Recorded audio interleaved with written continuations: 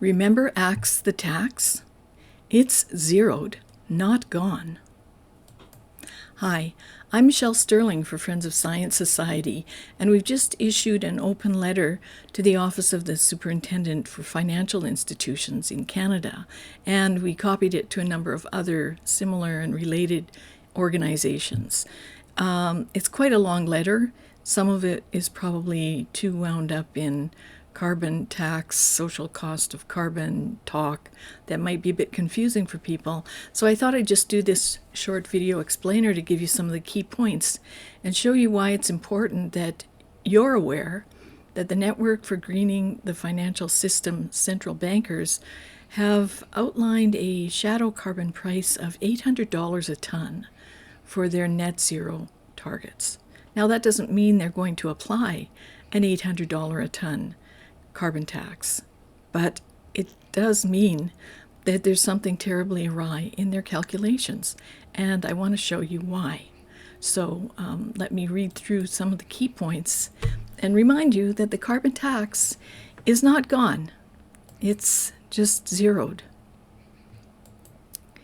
So this is our open letter to OSFI, the Office of the Superintendent of Financial Services in Canada, and it's about this Network for Greening the Financial System, the damage functions, the Network for Greening the Financial System scenarios, and the economic commitment of climate change.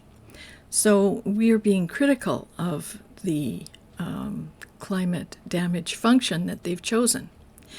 Now let's step back in history a little bit on the carbon tax. In 2017, the carbon tax was going to cost only pennies per liter, she said in this interview.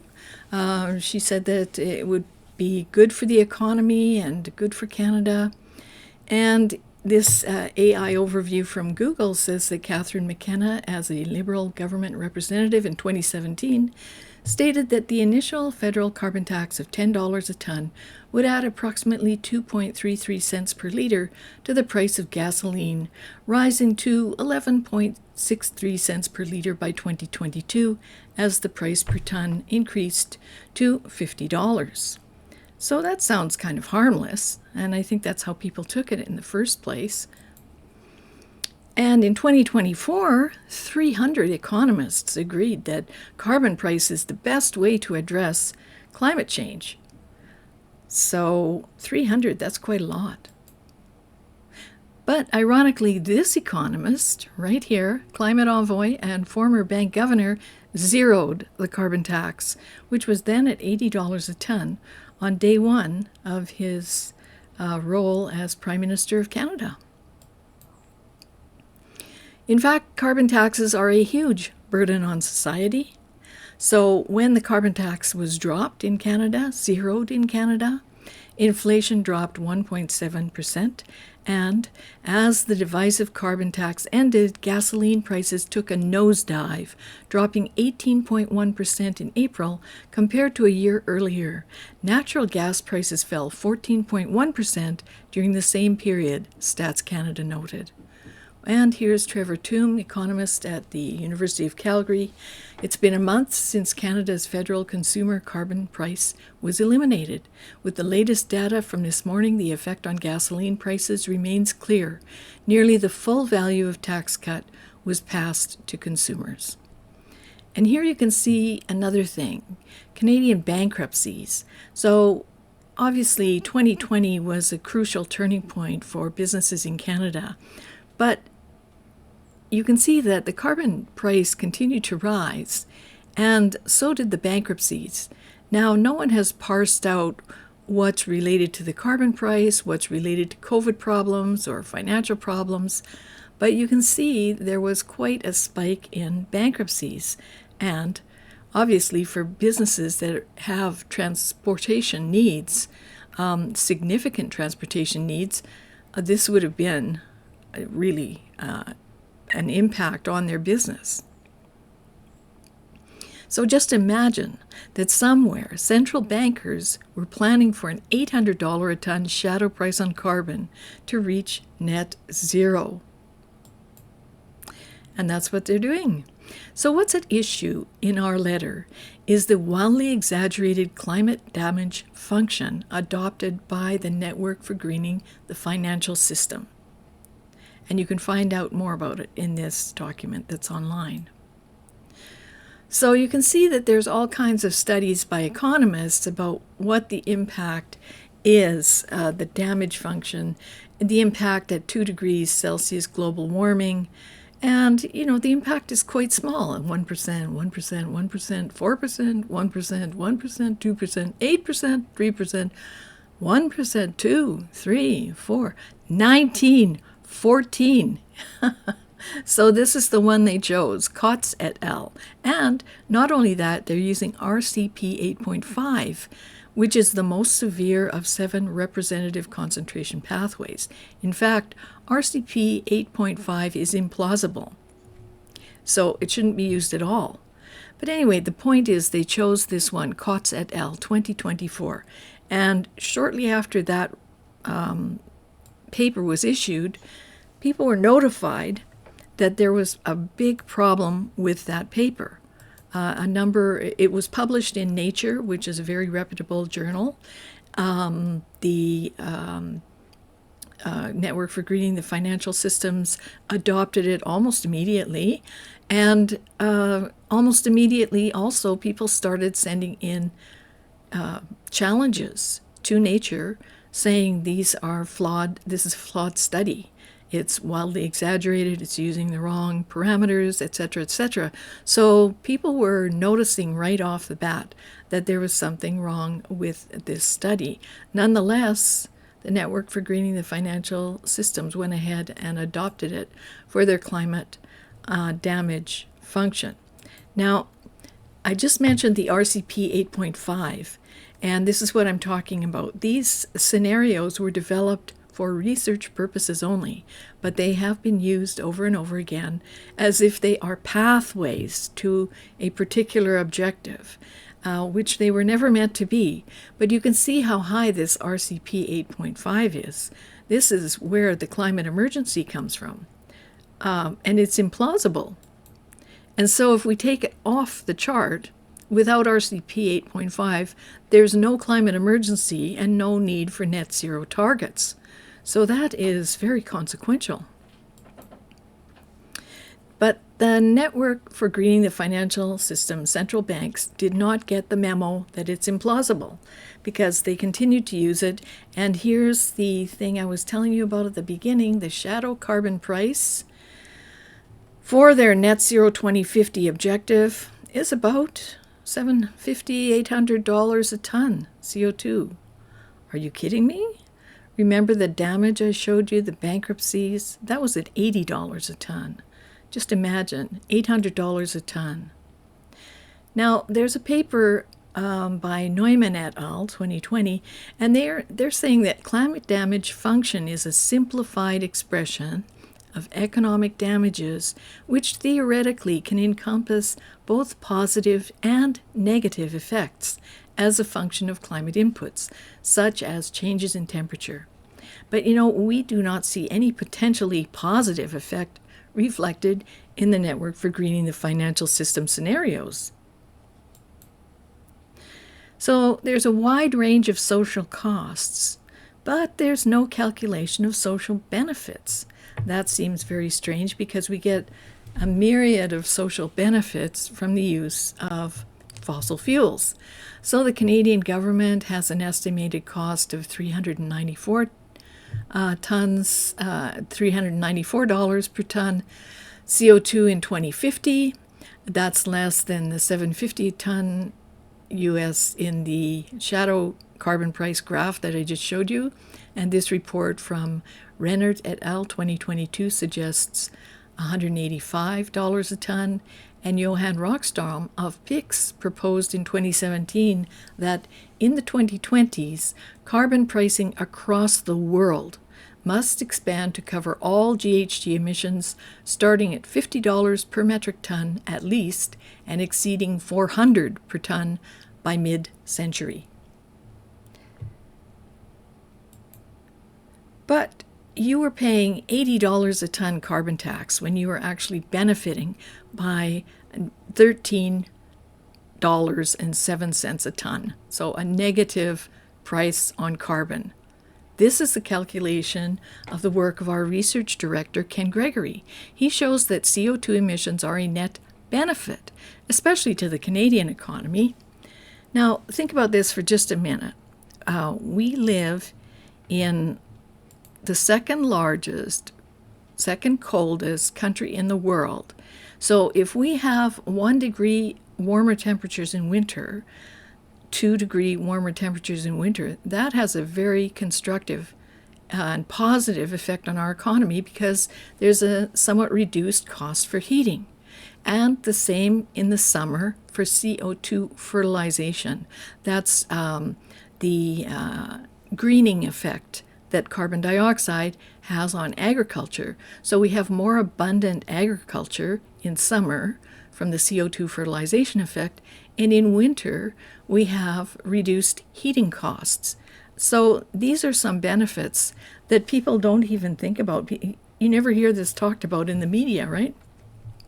So these calculations were done for a response to the United States Department of Energy climate report, which recently came out. And Ken Gregory used this model called the fund model.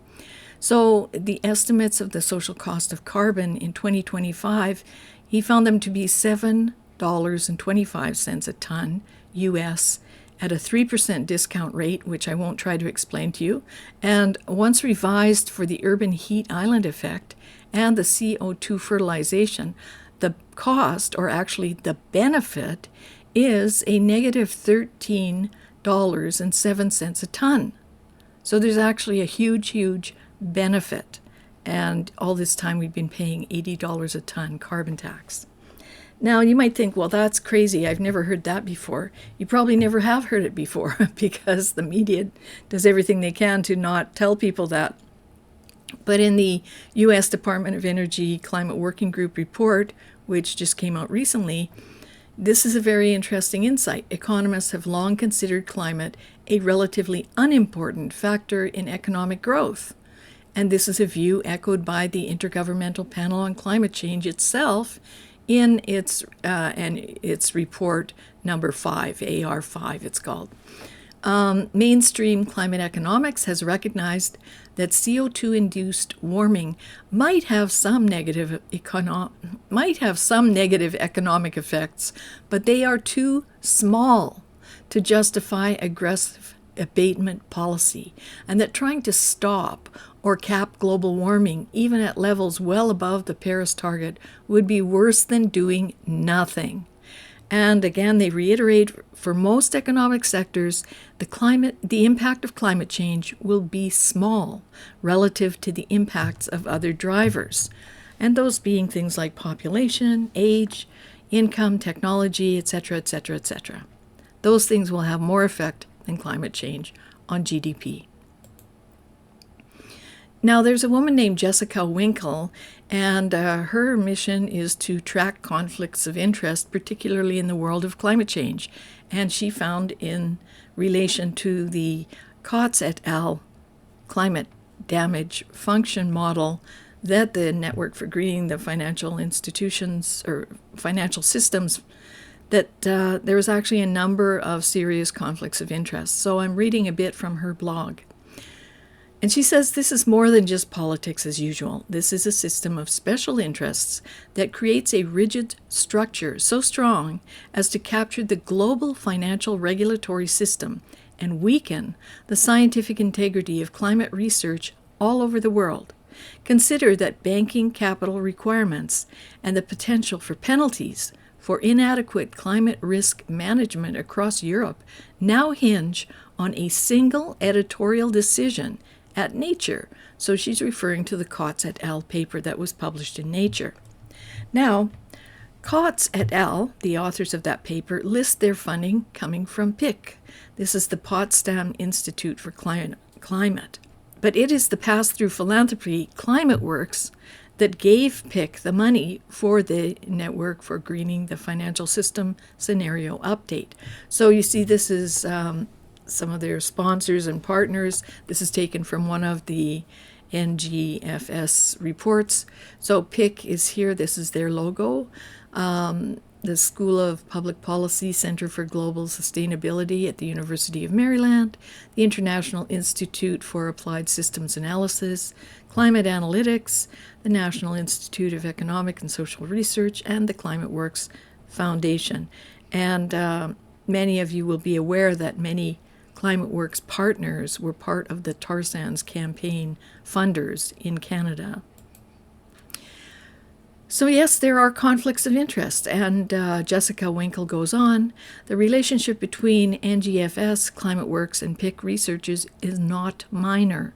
The NGFS is a direct offshoot of the Task Force on Climate-Related Financial Disclosures created by Mark Carney, who is now Prime Minister of Canada. Carney put Michael Bloomberg as head of TCFD. Then Carney co-founded NGFS, which set itself up to carry out the TCFD recommendations. Bloomberg Philanthropies and Climate Works funded the development of the NGFS scenarios since the beginning. And the TFCD recommendations become enshrined in disclosure regulations. So most people are not aware of this, but major corporations in Canada, and most of them in Europe as well, are now required to make mandatory emissions reporting. And there are 3 different levels of reporting. Scope 1 is the direct, Scope 2 is indirect, and Scope 3 is the retail and supply chain. So far it's Scope 1 for most of them, and for some, Scope 2. It varies from jurisdiction to jurisdiction. So really, these companies are having to employ accounting firms and ENGO consultants to literally count molecules. This is not productive in any way. It doesn't further society in any way. And they create an environment where if you make a mistake in your calculations, you can be nailed with lawfare. So, as a corporation. So, it's a very unpleasant kind of construct. It does nothing for society, and it's not going to stop climate change. And it does create a kind of a web that will require some kind of offsetting. It will force companies to buy carbon offsets, maybe nature-based climate solutions that we always hear people talking about. And you can see on the Canadian government website, nature-based climate solutions is a big thing that they're pushing, and that means basically paying somebody money, guilt money, for using hydrocarbons so that they will protect a forest for 100 years. So that's what's happening at the Great Bear Rainforest. That's what's happening at Dark Woods Conservancy under the Nature Conservancy. So I think my favorite statement about these carbon markets comes from an article in Harper's Magazine of February 2010 by Mark Shapiro called Conning the Climate. And he said that carbon markets entail the lack of delivery of an invisible substance to no one. So that's what these corporations are being forced into doing through the mandatory emissions reporting. So that doesn't sound like we're getting anywhere productive with that, does it? Now, going back to this, now that you know what that is, so eventually the TCFD recommendations became enshrined into financial disclosure regulations in Europe and are being considered as a regulatory tool in the UK.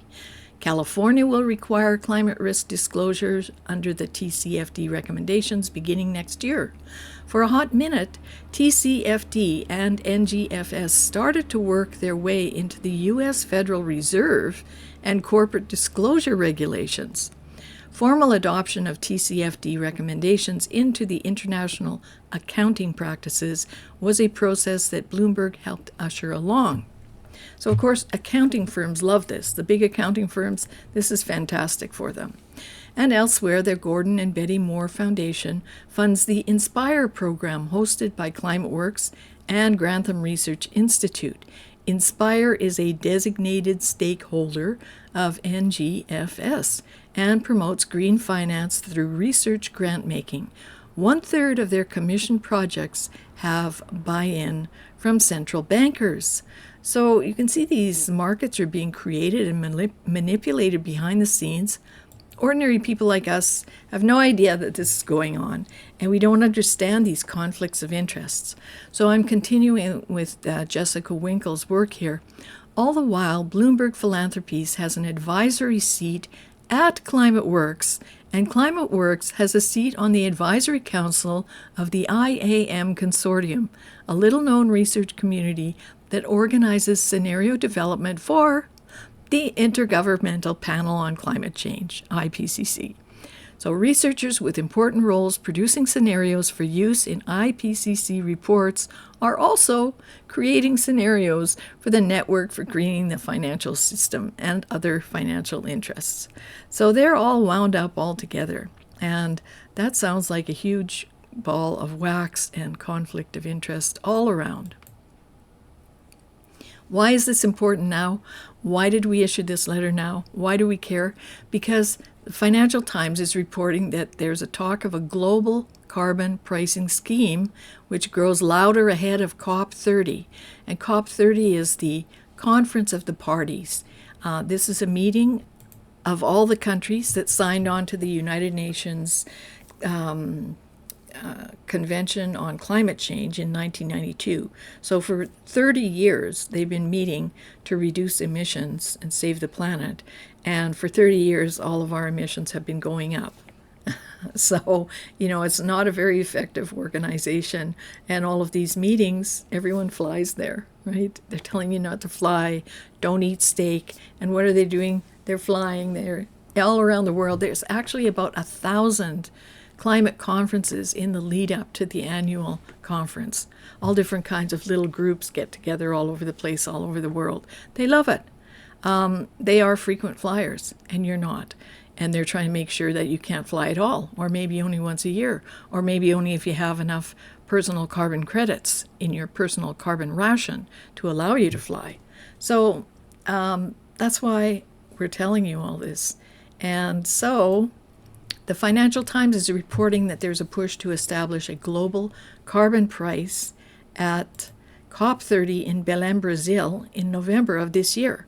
So clearly the central banks, which are part of the NGFS, will have significant sway over the conference and carbon pricing based on their documents, which rely on the flawed and conflicted Kotz et al. 2024.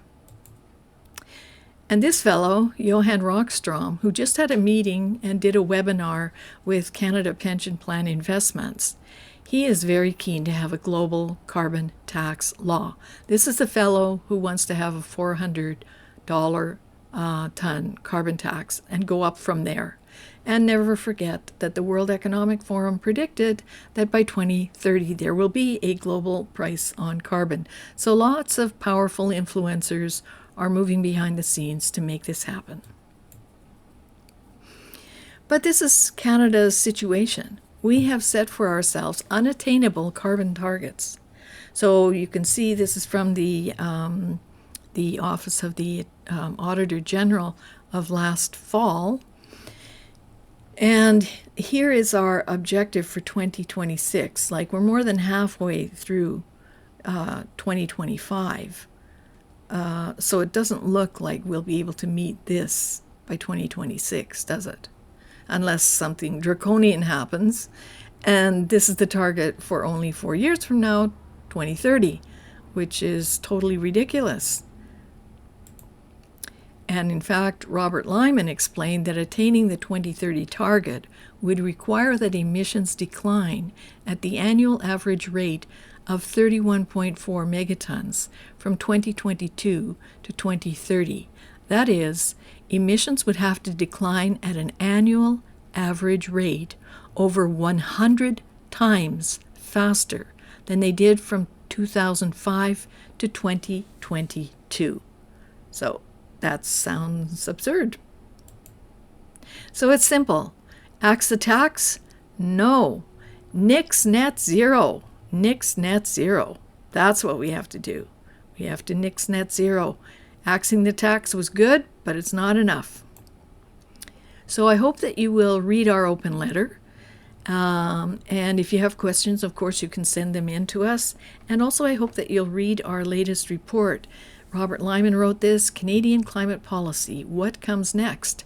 And he found in writing this report that, just as I mentioned with that graph, the government has big plans and big targets, aggressive targets. And they also have two categories in these reports that Robert is writing about. One is called with measures, meaning the measures that we have as of August 2024. And one is with additional measures, whatever that is, which would give us a more successful chance at reaching those targets. So what additional measures are those? It doesn't say in these reports. So they've set targets, but they haven't set out how we actually would meet those targets. And that's problematic because that means people will get desperate when they see their targets are not being met. And then we could run into things like climate lockdowns. And I know some people say, oh, that's a conspiracy theory. But in September of 2021, there was an article in Journal Metro in the French press in Canada stating, like, why don't we use COVID lockdown measures to address the climate emergency? And they were talking about rationing fuel, rationing travel, personal carbon ration, cutting air transportation, all the things that you would have sort of in wartime rationing situation. And of course, we've done a number of videos and reports about the fact that activists like Seth Klein, the brother of Naomi Klein, he's very keen on a good war. So he wants to install a command and control kind of government operation to force people to buy heat pumps, to force people to have certain kinds of housing or retrofits, on and on and on. It's the same wartime mentality, rationing and mandatory measures for all citizens. So, these are very serious speculations that people are putting out there. And there's lots of people in the background in the climate action community that are pushing them and planning for them. There's another group in the States called the Climate Emergency Mobilization Unit that is led by Margaret Klein Solomon, who's a clinical psychologist. She likes to use clinical psychology methods to scare you into compliance. You're probably familiar with Our House is on Fire. Yeah, that's where that came from. Anyway, she has a colleague called Ezra Silk who wrote The Victory Plan. And very similar to Seth Klein, wants to impose kind of war measures environment to fight the so-called climate emergency. As I just showed you, without RCP 8.5, no climate emergency. So we have to be on our guard for this, people. Anyway, I hope that you will read our open letter and read our latest report. And I'd also like to invite you to join us for Food Prices, Farming, and Net Zero Ideology. This will be presented by Dr. Joseph Fournier on September 25th, 2025 at 7 p.m. in Calgary at the Best Western Village Park Inn. That's right across from McMahon Stadium. So if you're not in town or in the area, you can get tickets for our live stream as well. The tickets are online, and we'd love to see you there. We're going to be talking about some aspects of farming, how farmers are actually doing a great thing. People are always condemning them and trying to make them stop using fertilizer and heaven knows what, the people in the climate activist movement, and they have very little insight into what farmers do. So the best thing, I think, is that Dr. Joseph Fournier is not only a senior scientist, he's also a rancher. So he's going to bring a lot of insights to the discussion. Very personable. young man, writes excellent articles, has a fabulous Substack. So do look him up and see what he writes about. He's a very interesting person. So I hope to see you at our event on September 25th. Get your tickets now, and then we can have a good chat at that conference. So I thank you very much for watching this presentation. Please do read our letter to the Office of the Superintendent of Financial Institutions and understand what might be coming down the pipe. Thanks for watching. For Friends of Science Society, I'm Michelle Sterling.